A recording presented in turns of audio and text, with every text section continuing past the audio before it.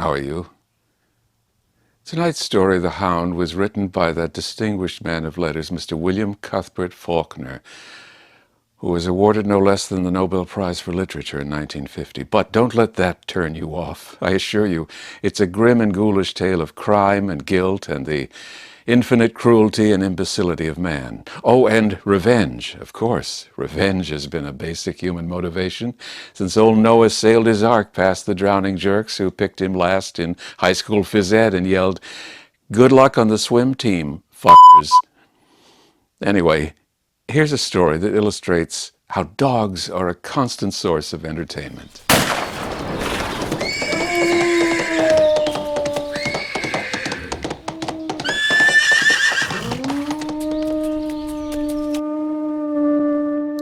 To Cotton, the shot was the loudest thing he had ever heard in his life.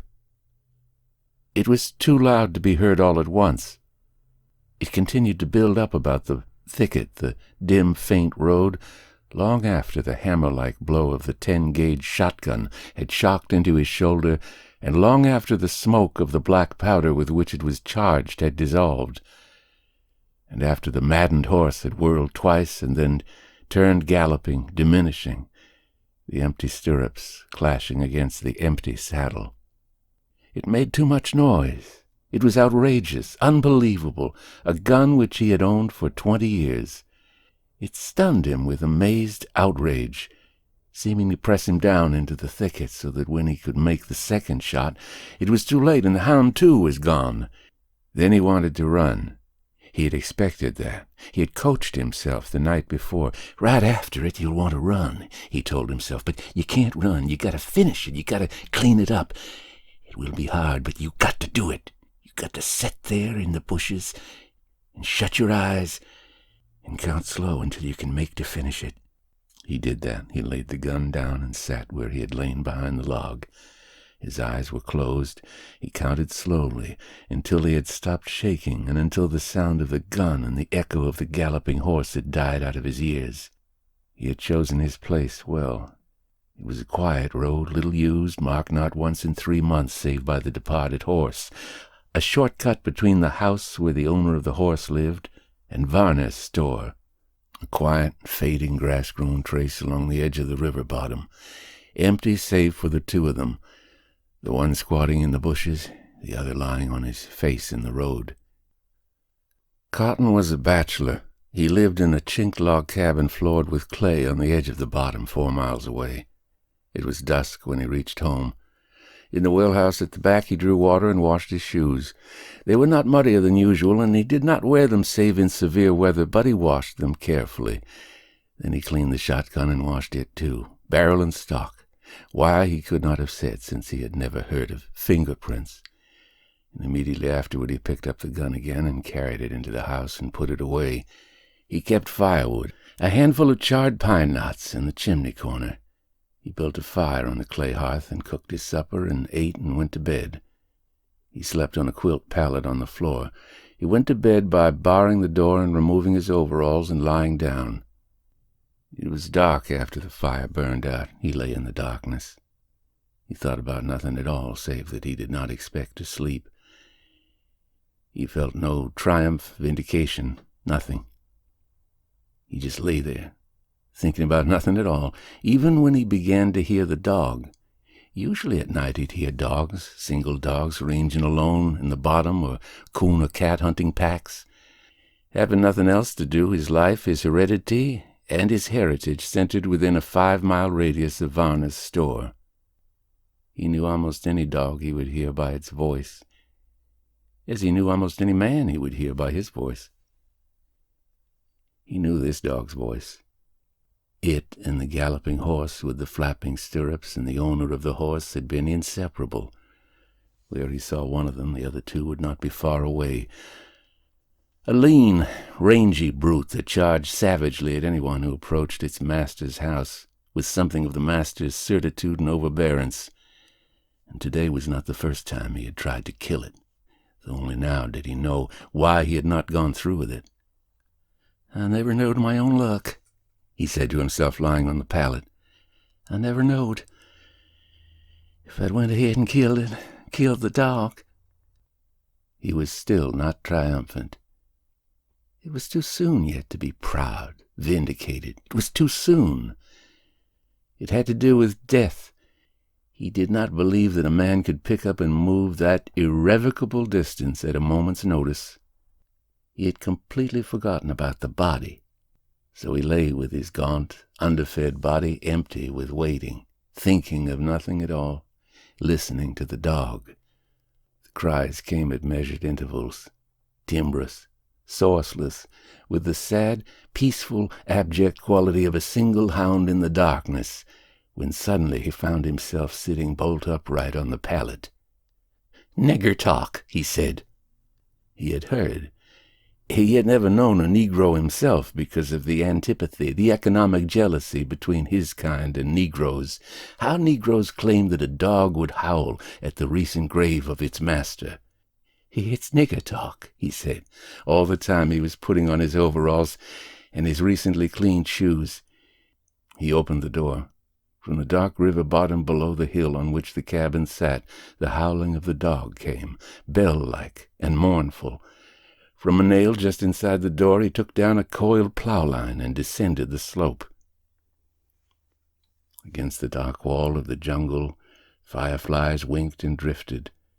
Just beyond the black wall came a booming and grunting of frogs.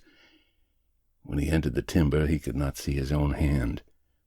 The footing was treacherous with slime and creepers and bramble. They possessed the perversity of inanimate things, seeming to spring out of the darkness and clutch him with spiky tentacles. From the musing impenetrability ahead, the voice of the hound came steadily. He followed the sound, muddy again. The air was chill, yet he was sweating. He was quite near the sound. The hound ceased. He plunged forward, his teeth drying under his dry lip, his hands clawed and blind toward the ceased sound, the faint phosphorescent glare of the dog's eyes. The eyes vanished. He stopped, panting, stooped, the plow-line in his hand, looking for the eyes. He cursed the dog, his voice a dry whisper. He could hear silence, but nothing else. He crawled on hands and knees, telling where he was by the shape of the trees on the sky. After a time, the brambles raking and slashing at his face, he found a shallow ditch. It was rank with rotted leaves. He waded ankle-deep in the pitch darkness, in something not earth and not water. His elbow crooked before his face. He stumbled upon something, an object with a slack feel. When he touched it, something gave a choked, infant-like cry, and he started back, hearing the creature scuttle away. "It's just a possum," he said. "It was just a possum." He wiped his hands on his flanks in order to pick up the shoulders. His flanks were foul with slime. He wiped his hands on his shirt across his breast, then he picked up the shoulders. He walked backward, dragging it. From time to time he would stop and wipe his hands on his shirt. He stopped beside a tree, a rotting cypress shell, topless, about 10 feet tall. He had put the coiled plow-line into his bosom. He knotted it about the body and climbed the stump. The top was open, rotted out.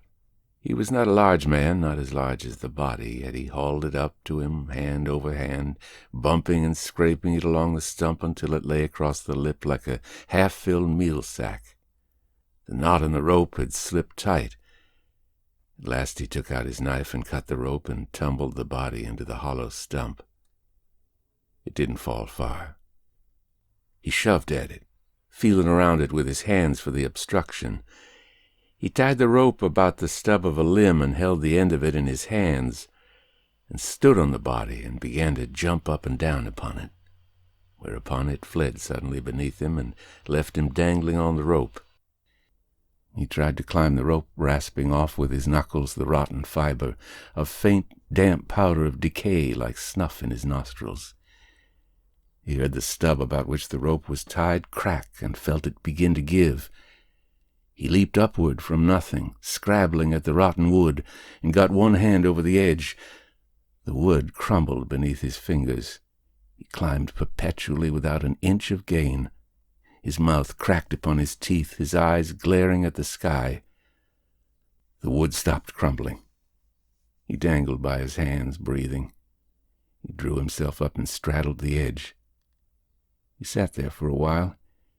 Then he climbed down and leaned against the hollow trunk. When he reached his cabin, he was tired, spent. He'd never been so tired. He stopped at the door. Fireflies still blew along the dark band of timber, and owls hooted, and the frogs still boomed and grunted. "I ain't never been so tired," he said, leaning against the house, the wall which he had built log by log.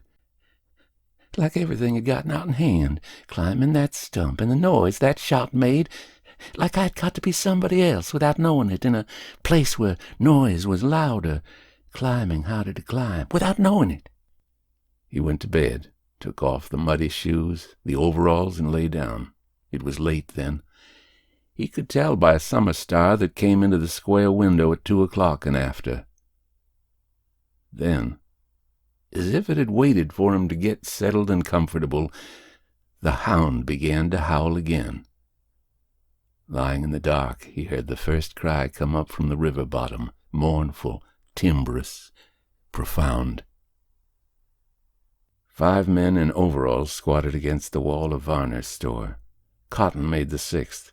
He sat on the top step, his back against a gnawed post which supported the wooden awning of the veranda.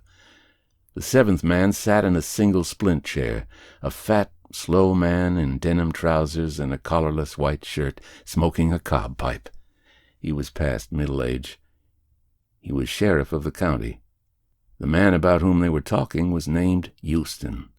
"He hadn't no reason to run off," one said, "to disappear, to send his horse back home with an empty saddle. He hadn't no reason, owning his own land, his house, making a good crop every year. He was as well fixed as e'er a man in the country. A bachelor, too. He hadn't no reason to disappear. You can mark it. He never run. I don't know what, but Houston never run." "I don't know," a second said. "You can't tell what a man has got in his mind.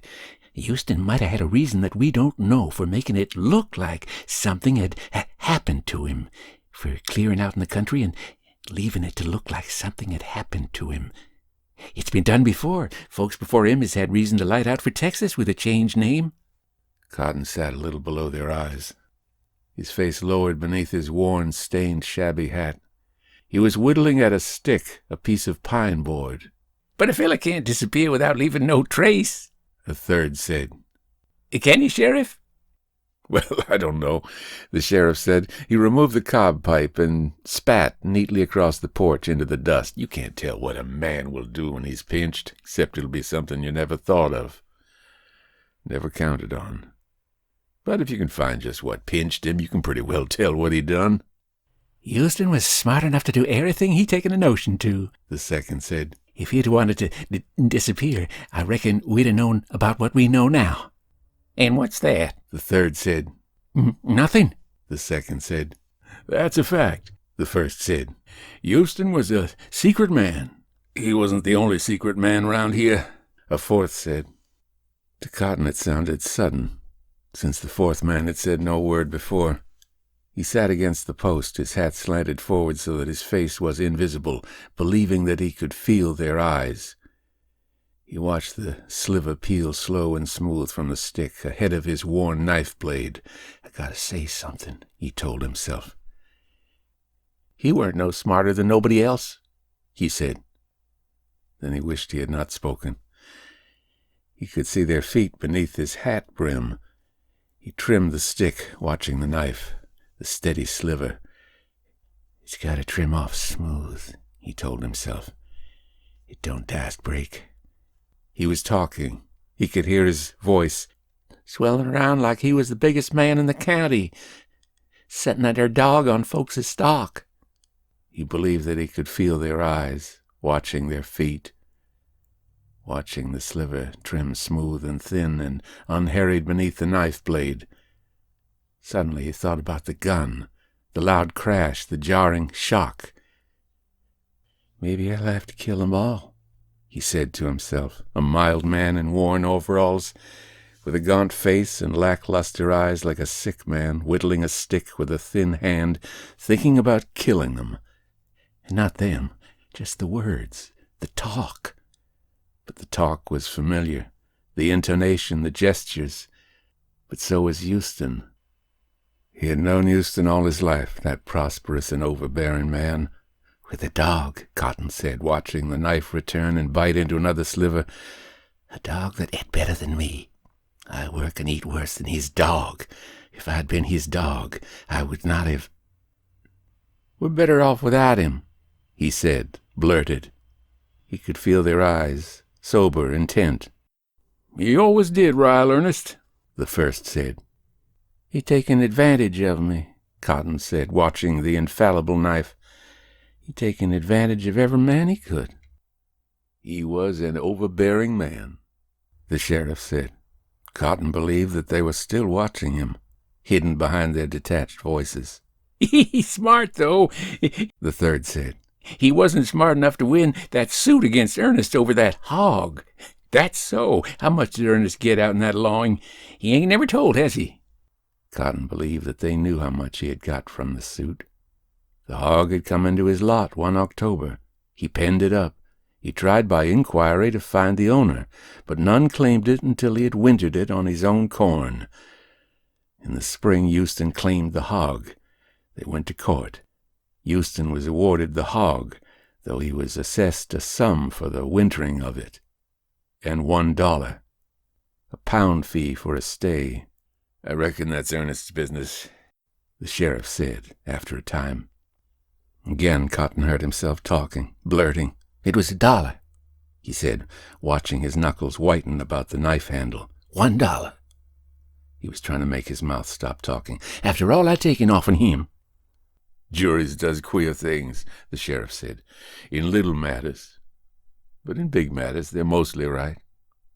Cotton whittled, steady and deliberate. "At first you want to run," he told himself, "but you got to finish it. You got to count to 100 if it needs, and finish it."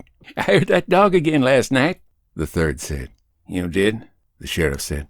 "It ain't been home since the day the horse came in with the saddle empty," the first said. "It's out hunting, I reckon," the sheriff said. "It'll come in when it gets hungry." Cotton trimmed at the stick. He did not move. "And niggers claim a hound will howl till a dead body's found," the second said. "I've heard that," the sheriff said. After a time, a car came up and the sheriff got into it. The car was driven by a deputy. "We'll be late for supper," the sheriff said. The car mounted the hill. The sound died away. It was getting toward sundown. "He ain't much bothered," the third said. "Why should he be?" the first said. "After all, a man can leave his house and go on a trip without telling everybody." "Looks like he'd unsettled that mare, though," the second said. "And there's something the matter with that dog. It ain't been home since, and it ain't treed. I've been hearing it every night. It ain't treed. It's howling. It ain't been home since Tuesday, and that was the day Houston rid away from the store here on that mare." Cotton was the last one to leave the store. It was after dark when he reached home. He ate some cold bread and loaded the shotgun and sat beside the open door until the hound began to howl. Then he descended the hill and entered the bottom. The dog's voice guided him. After a while it ceased, and he saw its eyes. They were not motionless. In the red glare of the explosion he saw the beast entire in sharp relief. He saw it in the act of leaping into the ensuing welter of darkness. He heard the thud of its body. But he couldn't find it. He looked carefully, quartering back and forth, stopping to listen. But he had seen the shot strike it and hurl it backward, and he turned aside for about 100 yards in the pitch darkness and came to a slough. He flung the shotgun into it, hearing the sluggish splash, watching the vague water break and recover until the last ripple fled. He went home and to bed. He didn't go to sleep, though he knew he would not hear the dog. "It's dead," he told himself, lying on his quilt pallet in the dark. "I saw the bullets knock it down. I could count the shot. The dog is dead." But still he did not sleep. He did not need to sleep. He did not feel tired or stale in the mornings, though he knew it was not the dog. So he took to spending the nights sitting up in a chair in the door watching the fireflies and listening to the frogs and the owls.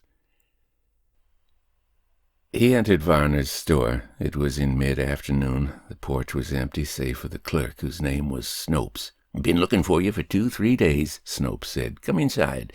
Cotton entered. The store smelled of cheese and leather and new earth. Snopes went behind the counter and reached from under the counter a shotgun. It was caked with mud. "This is yours, ain't it?" Snopes said. "Vernon Tull said it was.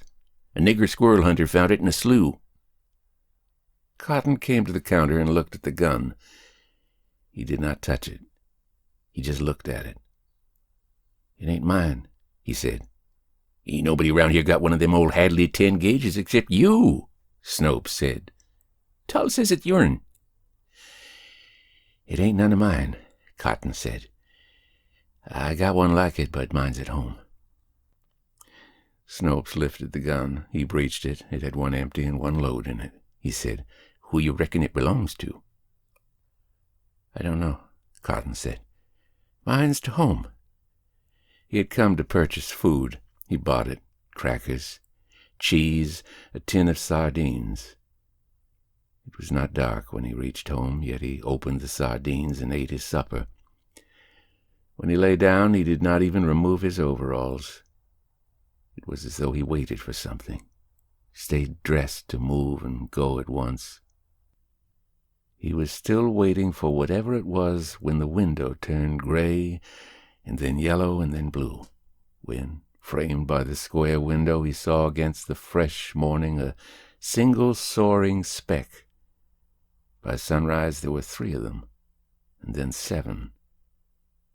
All that day he watched them gather, wheeling and wheeling, drawing their concentric black circles, watching the lower ones wheel down and disappear below the trees.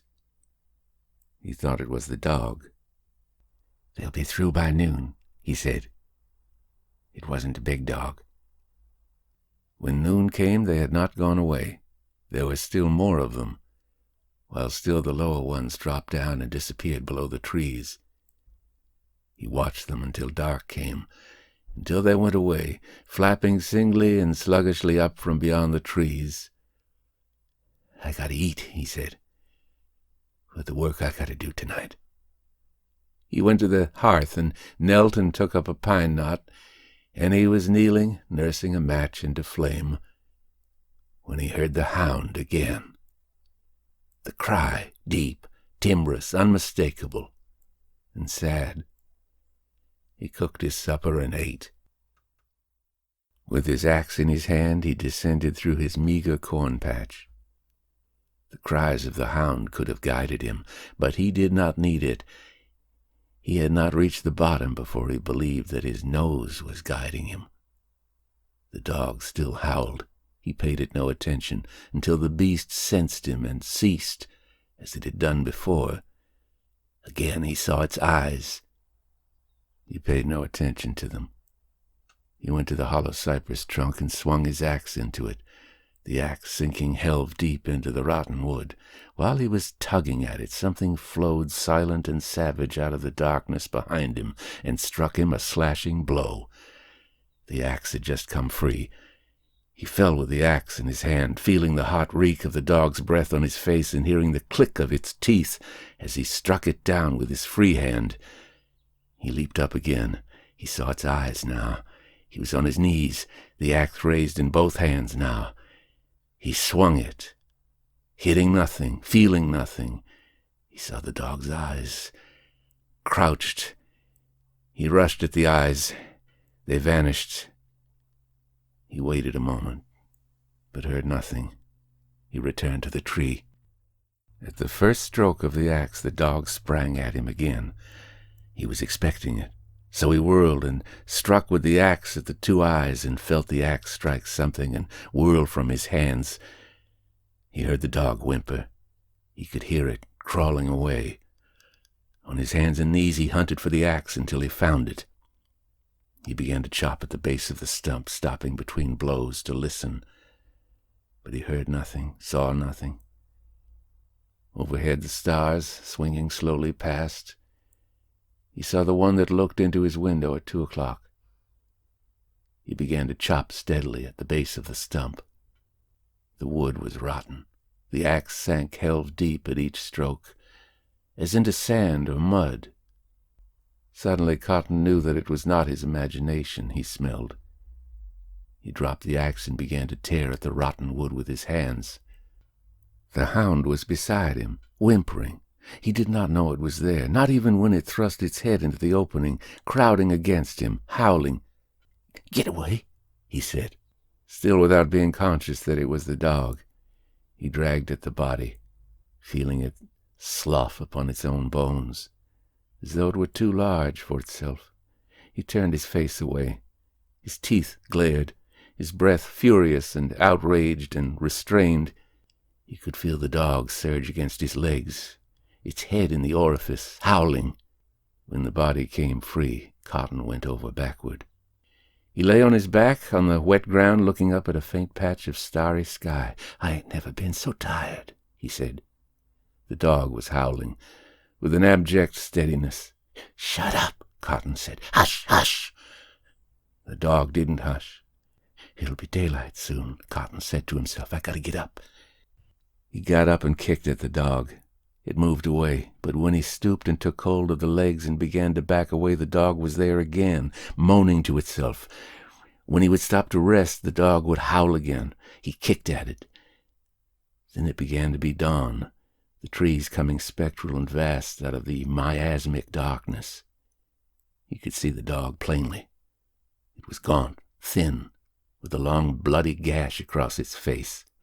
"I'll have to get shut of you," he said. Watching the dog, he stooped and found a stick. It was rotten, foul with slime. He clutched it. When the hound lifted its muzzle to howl, he struck. The dog whirled. There was a long, fresh scar running from shoulder to flank. It leaped at him without a sound. He struck again. The stick took it fair between the eyes. It was almost light. When he broke through the undergrowth upon the river bank, the channel was invisible, a long bank of what looked like cotton batting, though he could hear the water beneath it somewhere. There was a freshness here. The edges of the mist licked into the curling tongues. He stooped and lifted the body and hurled it into the bank of mist. At the instant of vanishing, he saw it, a sluggish sprawl of 3 limbs instead of 4, and he knew why it had been so hard to free from the stump. "I'll have to make another trip," he said. Then he heard a pattering rush behind him. He didn't have time to turn when the hound struck him and knocked him down. It didn't pause. Lying on his back, he saw it in mid-air like a bird vanish into the mist with a single, short, choking cry. He got to his feet and ran. He stumbled and caught himself and ran again. It was full light. He could see the stump and the black hole which he had chopped in it. Behind him he could hear the swift, soft feet of the dog. As it sprang at him, he stumbled and fell and saw it soar over him, its eyes like 2 cigar coals. It whirled and leaped at him again before he could rise. He struck at its face with his bare hands and began to run. Together they reached the tree. It leaped at him again, slashing his arms as he ducked into the tree, seeking that member of the body which he did not know was missing until after he had released it into the mist, feeling the dog surging about his legs. Then the dog was gone. Then a voice said, "We got him. You can come out, Ernest." The county seat was 14 miles away. They drove to it in a battered Ford. On the back seat, Cotton and the sheriff sat, their inside wrists locked together by handcuffs. They had to drive for 2 miles before they reached the high road. It was hot, 10 o'clock in the morning. "You want to swap sides out of the sun?" the sheriff said. "I'm all right," Cotton said. At 2 o'clock they had a puncture. Cotton and the sheriff sat under a tree while the driver and the second deputy went across the field and returned with a glass jar of buttermilk and some cold food. They ate, repaired the tire, and went on. When they were within 3 or 4 miles of town, they began to pass wagons and cars, going home from market day in town, the wagon teams plodding homeward in their own inescapable dust. The sheriff greeted them with a single gesture of his fat arm. "Home for supper, anyway," he said. "What's the matter, Ernest? You feeling sick? Here, Joe, pull up a minute." "I'll hold my head out," Cotton said. "Never mind." The car went on. Cotton thrust his head out of the V-strut on the top stanchion. The sheriff shifted his arm, giving him play. "Go on," Cotton said. "I'll be all right." The car went on. Cotton slipped a little farther down in the seat. By moving his head a little, he could wedge his throat into the apex of the iron V, the uprights gripping his jaws beneath the ears. He shifted again until his head was tight in the vise. Then he swung his legs over the door, trying to bring the weight of his body sharply down against his imprisoned neck. He could hear his vertebrae. He felt a kind of rage at his own toughness. He was struggling then against the jerk on the manacle, the hands on him. Then he was lying on his back beside the road, with water on his face and in his mouth, though he could not swallow. He couldn't speak, trying to curse, cursing in no voice.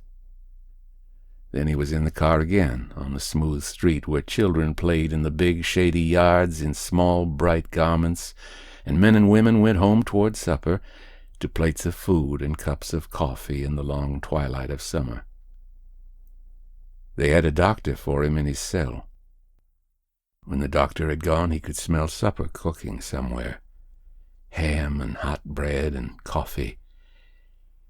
He was lying on a cot.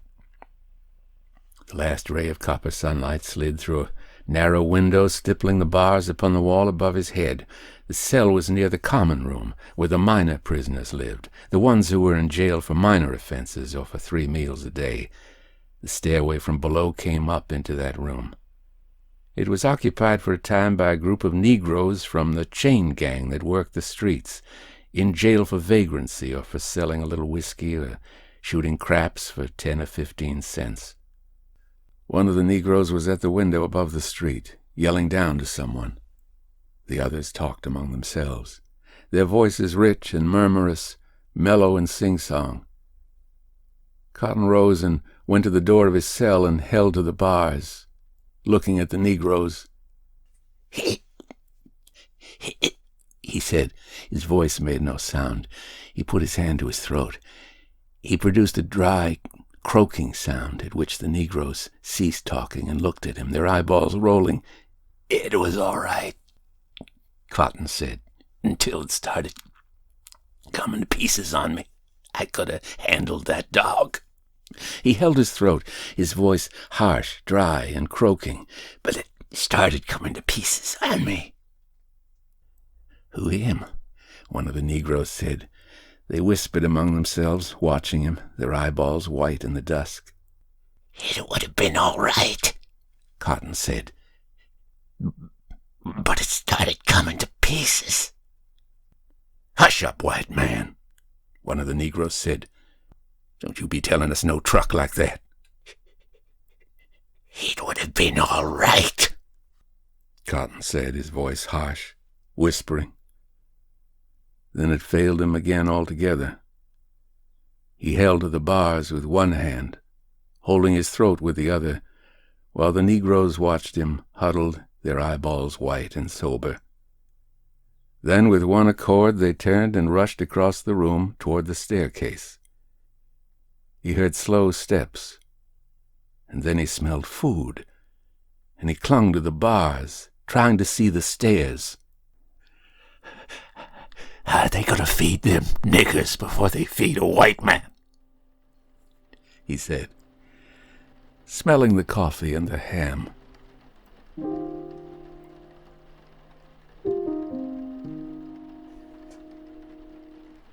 The Hound, written by William Faulkner, narrated by Edward E. French.